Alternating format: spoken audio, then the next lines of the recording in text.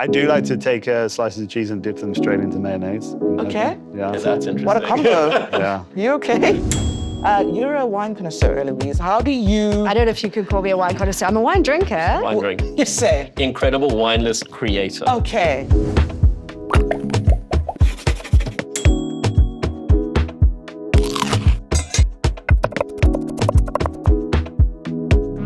Hi, everybody. Welcome back to What's the Difference, a Woolworths podcast that we use to catch up with Steve's friends. My name is Sibongile Mafu. And I'm Steve Steinfeld.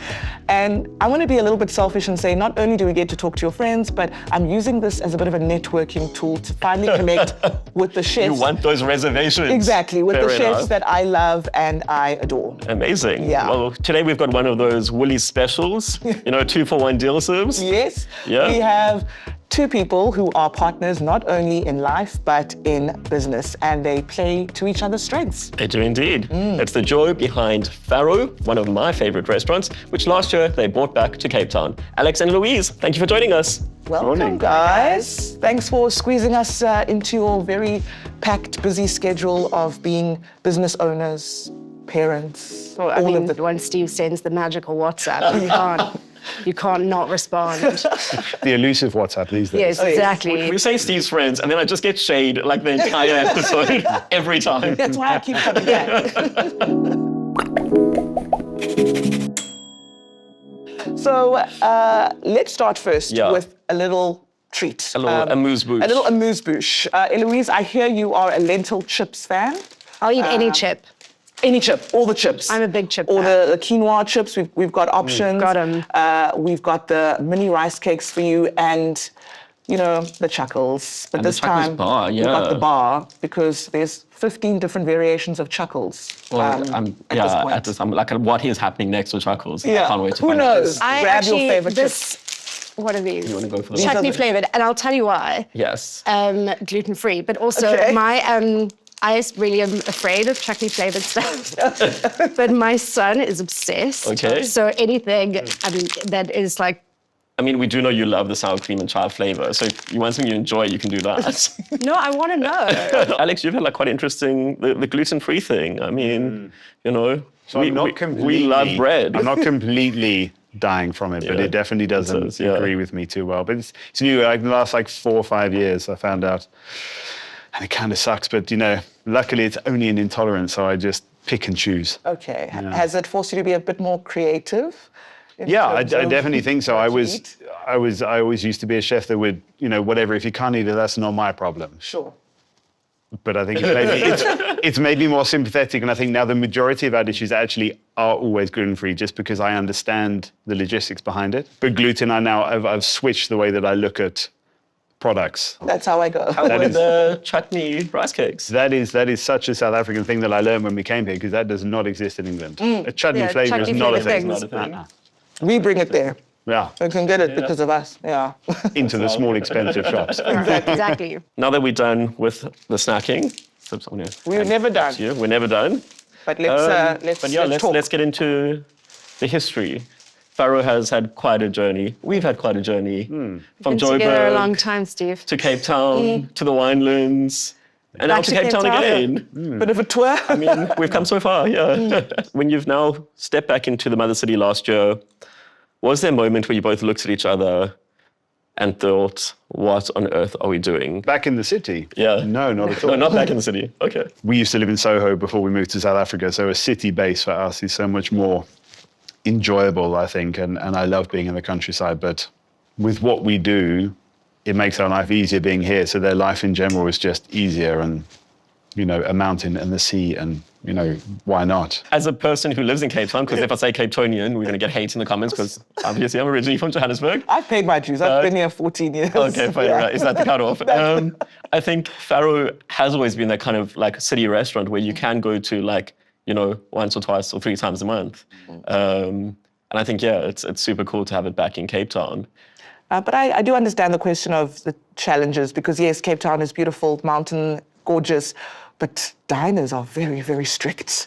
Very strict in the mother city. They have opinions. They have opinions and they have very specific standards as well. And Steve told me that you also have opinions on diners. diners as well. And this is a safe space for you to share, you know, approaching the menu, you know, what makes you happy, what is going to make diners happy, like all of these things that go through your mind when you create the Farro experience. I think what you just there is, what you said there is what makes us happy. Hospitality is huge to us, and as a restaurant, I think that you do lose that at a point. As a young chef, you say, I don't care about the customer, it's me, it's my ego, it's what I cook, it's what I'm creating. But actually what we do is hospitality. So therefore, surely putting everything into making the guest happy, and if you're happy, you can make that person happy. So therefore, that is true hospitality. So therefore, that is what we do. And I think that is why when we came back here, we said, you know, we're going to run a 5-course set menu, because that is the way that I can give people the freshest dish, as opposed to an a la carte menu where you have 5 starters, 5 main courses, and then they sit there and are they the best possible version of themselves? What we originally wanted to do when we moved here from London was to have this dining bar. There was no choice, like Cal Pep in Barcelona, where you walk in and you get food, and then they say, "Are you full?" and you say yes, and that's it. And you get a bottle of wine and a piece of string. You know, if we would have done that, you know, in 2017, I think it would have been uproar. You know, we had a hard enough time as it was. It was something different. But if you look in Cape Town now, there are places that are doing that sort of thing, and dining bars and sharing tables and all that kind of stuff. So I think that there has just been a growth over the last 10 years of people's mindset of dining as well. So it's just a good time for us to be, I think, And speaking of growth, I mean, the first few times I came to Farro in its original location, I think I had to ask Eloise who the chef was, and then had to go into the kitchen to meet Alex because he wouldn't come out the kitchen. And now in Gardens, you basically have an open kitchen, and we can see you. We can see you. Yeah, there's no hiding. People can talk to you. Yeah. What happened? Look, I do think it is performance art there. It's an interesting conversation, because I think that it's not fashionable to say that people have anxiety issues, but I think that a lot of people do, and a lot of chefs do 100%. You know, I started in this industry in the late 90s. We can just say issues full stop. Yeah, exactly. You know, in the late 90s, you know, chefs weren't the way that they are now, you know, and you were behind a door. You didn't want to see the chefs. You know, that wasn't who people wanted to see when they went out. So that's the way that my mindset always was.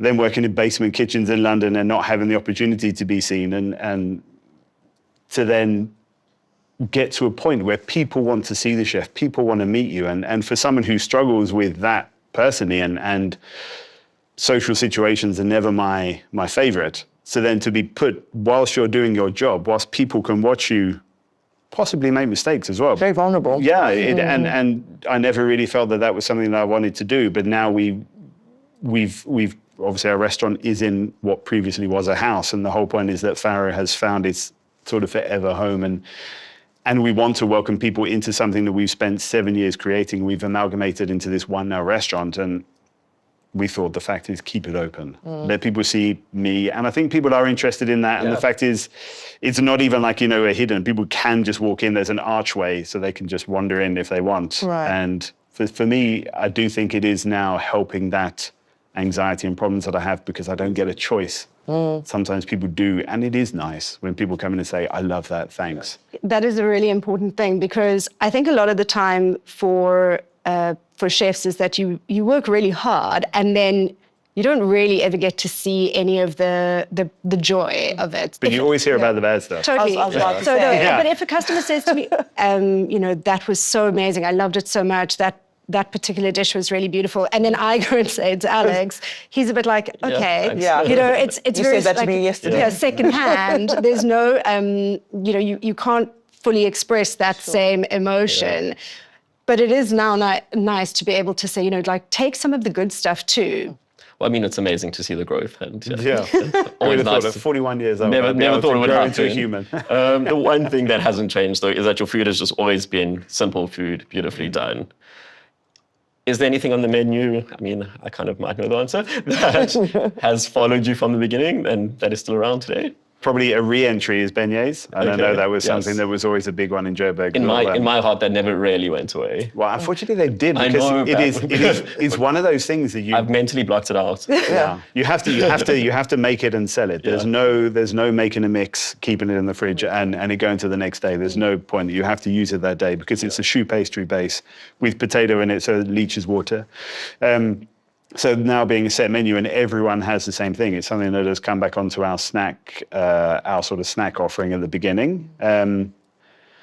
Making fresh pasta every day is a joy because we would always have to make our pasta and then make a pasta that could then be frozen flat and then cooked from frozen. Whereas now we make our pasta at 4 o'clock every day. So and the amount of portions that we need. So that's a joy again, just to, like I said, to be able to serve people something in the state that it should be eaten, as opposed to trying to find ways to serve them something when they order it, as opposed to this is when it's the most delicious, which is what food is about, right? Do you feel like, you've figured it out now and this is kind of how you want, Farro to look like forever? I always say like Farro it's a process in progress. It's just a constant evolution. But I do hope that we can just sort of be very happily settled in Cape Town forever.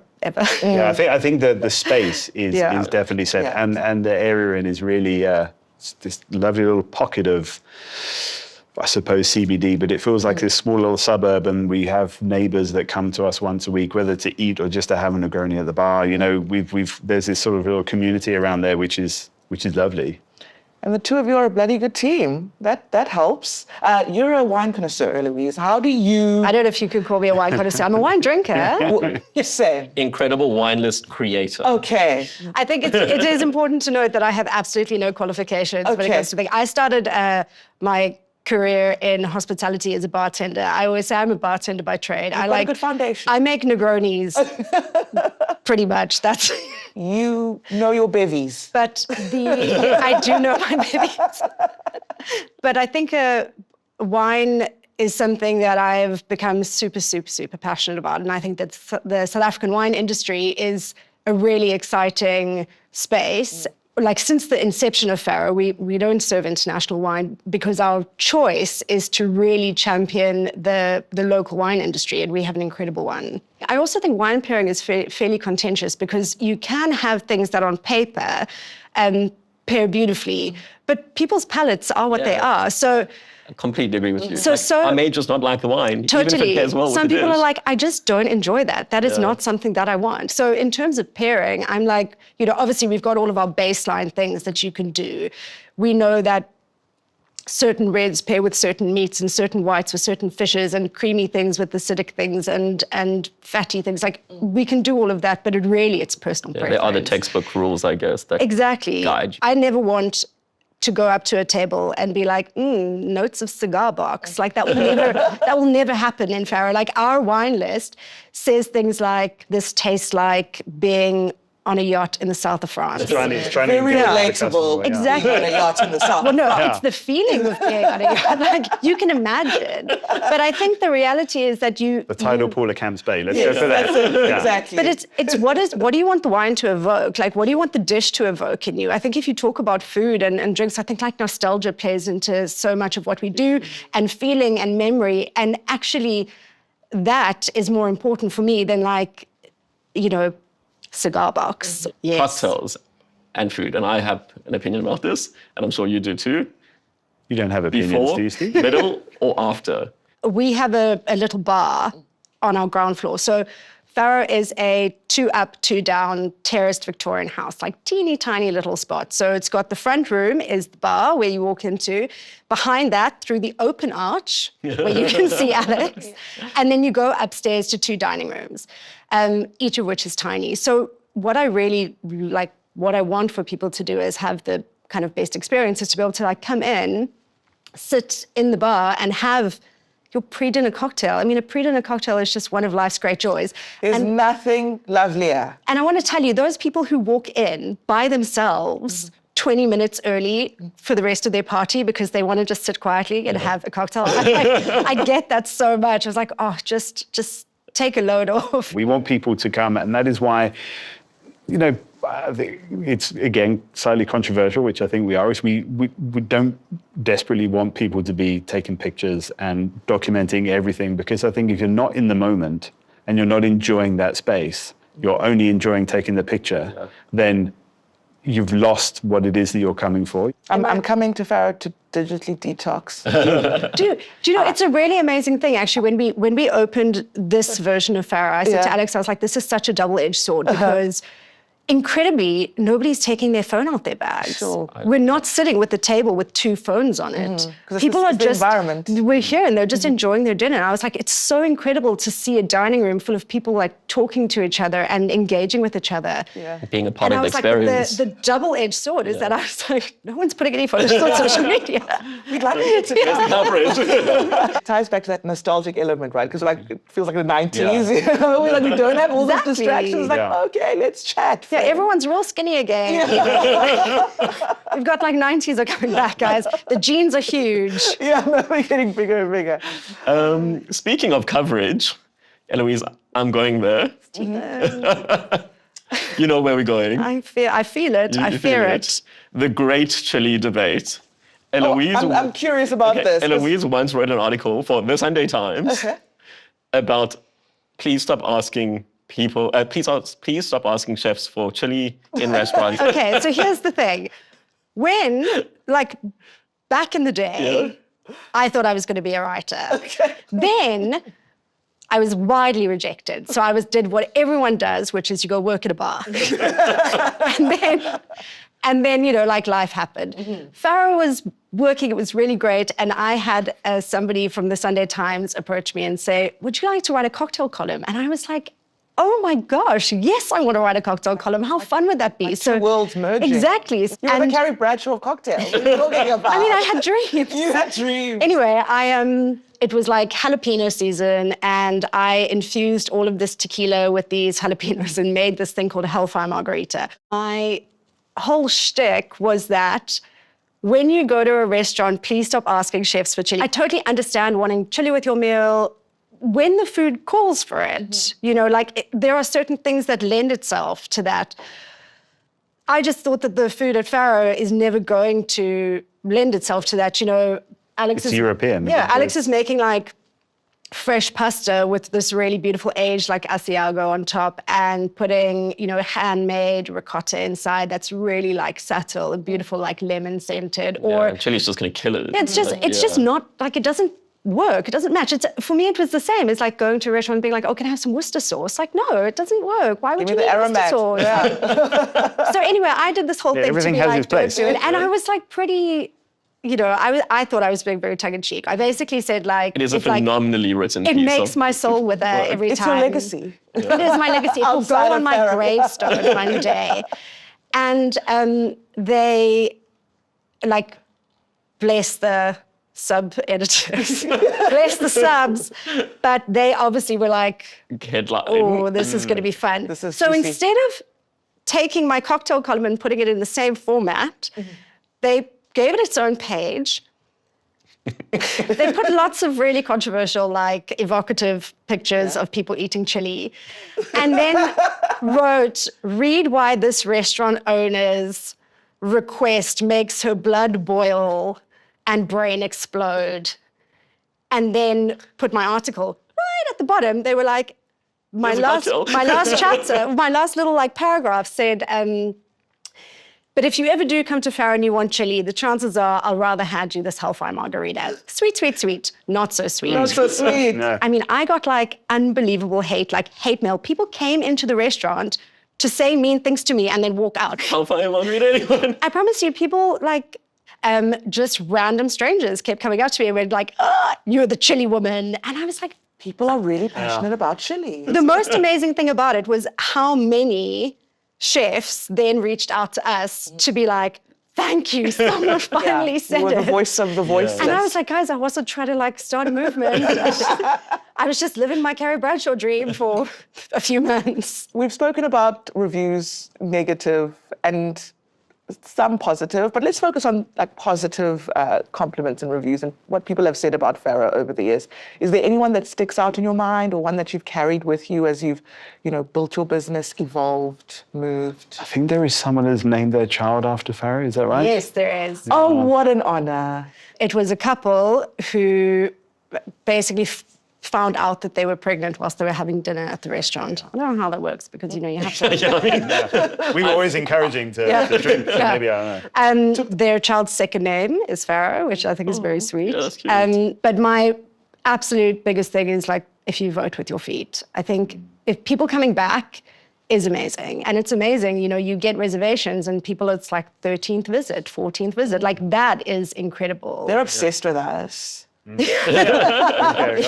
Steve. It's not Steve. He's always in Italy. But I do think that is the thing. The best reviews is the fact that we've made friends through this restaurant. Yeah. We now have, people that are return customers, but people that now we have got to know on a personal basis as well because of that. It's not just about obviously coming and spending your money. It's about just maybe if you're walking past to pop in and say hello or any of those things, just to make, I think to want to be sort of around. And I think that's the beauty of Farro. It's like you've kind of always been this enigma of a restaurant, bit of a wild card, chilli gate aside, and you really have built a community of foodies who like food in a way. And I think that's quite a special kind of thing that you managed to achieve. It's like you really did capture the food people. I think there's a real honesty to the restaurant because we've never had huge amounts of money. We've never had financial backers, and everything we do is like us. You make your own logo, you build your own website, you design your own menus, sew your own aprons, sew your own Strip the paint off of the strip the paint off the walls. Like that's us. We do it. Guys are still together and still love each other and still make. We love a project. Let's have some fun. Let's have some fun. We have got a quick fire round. Hopefully nothing as controversial as Chilligate, Eloise. I think we're going to call it a hellfire round. Possibly put the jalapenos in there. The no filter Farro edition, we'll call it. Are you ready to play? Don't say no filter. I've got a chef's mouth, remember? Some people. All right, I'll start. Worst guest you've ever had? And there was once a review that was like, it's supposed to be a husband and wife business, but neither of the owners were there. And I was literally in labor. Yeah. Literally that It was day. the one day that I wasn't there because our son was being born. Exactly. Maybe I was meant to miss it. The one thing diners do that instantly stresses a chef out. When people move the chair. Oh, to like a different location. Different Yes, like orientation we're on the sitting table, like this. yeah. And then when we sit down, I move my chair over here. I'm like, what are you doing? Because they want to bump knees. No, I don't know. I'm like, there's a flow of the room, guys. How the weights are I'm like, it's an aesthetic stopping how we can vibe. The move, symmetry. I'm like, A customer trend you wish would disappear forever. do you know what you should do? Yeah. That exact tone. Do you know what you should do? So we have a friend who's an artist, and above his studio door, he has this beautiful ceramic plaque that says, "This is a should-free zone." And I'm like, I bow to that. It's like a DJ at the club, and then someone comes in with Asking their for requests. request. Yeah. Yes, yeah. Do you know what you should play? Do you know what But you the should DJ play? goes, yes, definitely, I'll play that. But they never do. They never playing do. that. I was like, I'll take it on board. Yeah. Dish you'd remove from every menu in the country if you could. Anything with balsamic glaze. I feel like that's going to be the next chili gate. Big scandalous answer. To finish off, is there a secret snack you eat when no one is watching? I do like to take slices of cheese and dip them straight into mayonnaise. Okay. Yeah. Okay, that's What a interesting. combo. Yeah. You okay? The only person who can see me do that is our son because he also likes it. So that's Okay. fine. Oh. But chefs have revolting, like, behind-the-scenes eating habits. Yeah. There are, like, there's certain things that you just, because it's like, things that you do at the end of service where you're, like, broken and so exhausted, but you don't have a lot of time and you have to make do with what you have. And it's always kind of like... I need that book to be made. Behind the curtain. You don't want that book to be made. It can go weird, I reckon. Yeah. We do want you to stick around for the cold seat. Because just like you guys, when anyone mentions that they work for Woolworths, you know what you should do. welcome. It's good to be here. Wow. He's just walked in Alex, with a little something from Woolies gosh. for you guys. Thank you. two of our now So infamous guest gift bags. Yes. Please have a seat. Thank you. Full of bricks by the things. Is it full of? You know, Woolies They're like to be clearly weighty, right? very full. Double the fun. Thank you so much. Very generous of you. But it's not going to be easy for you, Latifa, because we've got some burning questions. Oh, I'm excited. But I think to start off, can you tell us a bit about what you do? You have quite the title. Yeah, it's quite a long, and now it takes up the whole alphabet, I think. Does it fit into the LinkedIn bio, Latifa? We try. So my official title is Chief Food Technologist and Sustainability Officer for our foods business. In essence, I look after the food safety, quality and sustainability portfolio for our foods business. I know Alex and Eloise have some questions for you. Alex, take it away. I'm always very interested when it comes to the packaging from Woolworths, that so much of it is recyclable, which is obviously a big part of what you do, and then so much isn't. But they seem such similar products. I just wonder what the difference is, and if there is reasoning why that happens, so there's such a split between recyclable and non. There's lots of excitement in the packaging space. Packaging is not only an aesthetic item, it's also there to protect the quality of the product as well as the food safety credentials of the product. Believe it or not, 98% of our packaging is recyclable, but only 67% is technically recycled in our country. And I'm sure you're going to ask, why not 100%? Because in our country, we don't have the adequate infrastructure to recycle all the packaging mediums that we have. Secondly, if I say 67% is technically recycled, that's obviously dependent on the collections and etc. So it doesn't technically land in the recycling system. And It if people depends on- actually do recycling as well, yeah. Absolutely, absolutely.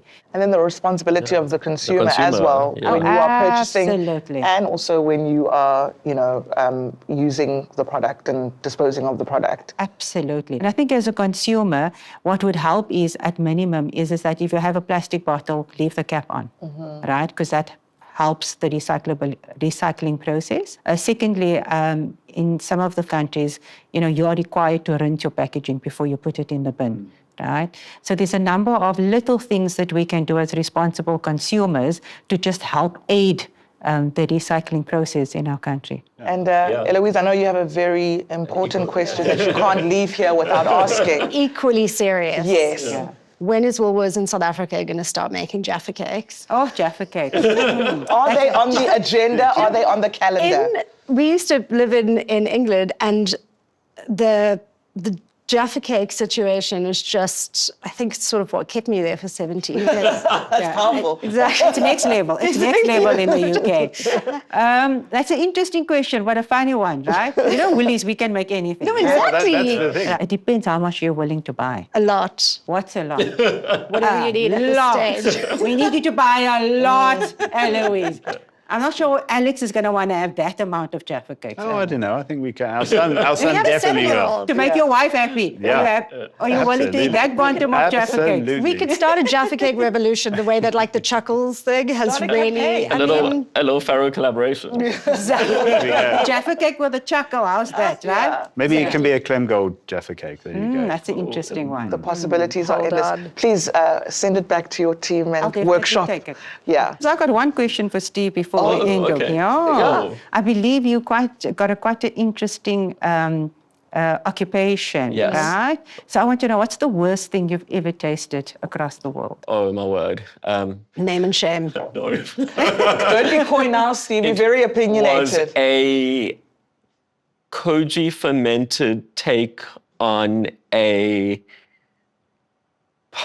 spaghetti Alfredo, but using processed cheese.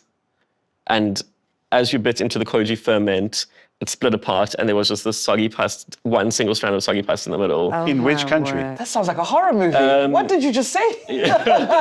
Steve's disclaimers. I wouldn't even know where they would make that. That's an amalgamation of so many different things. Wow. Yeah. More is not always more.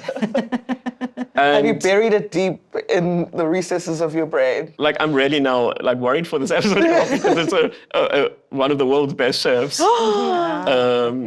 But they are known for very controversial food. Okay. And he actually is known for saying, you don't have to enjoy food to enjoy it. So it's all about pushing boundaries, seeing what you can do, and Science. like taking it to the next level. Personally, I did not enjoy the koji fermented pasta. Is it the worst thing I've ever eaten? Probably maybe one of them, but it's the one that came to mind when you asked the question. There are plenty more.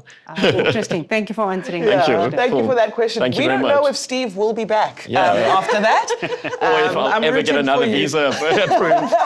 Latifah, thank you for the hard hitting, for putting me in the cold seat, actually. Oh, well, the tables have turned. It's a pleasure. And thank you, Alex and Eloise, for being here. That has been What's the Difference, a Woolworths podcast. If you enjoyed today's episode, make sure to like, subscribe, and share on YouTube, Spotify, Apple Podcasts, or wherever you listen to your podcasts. Until next time, bye-bye.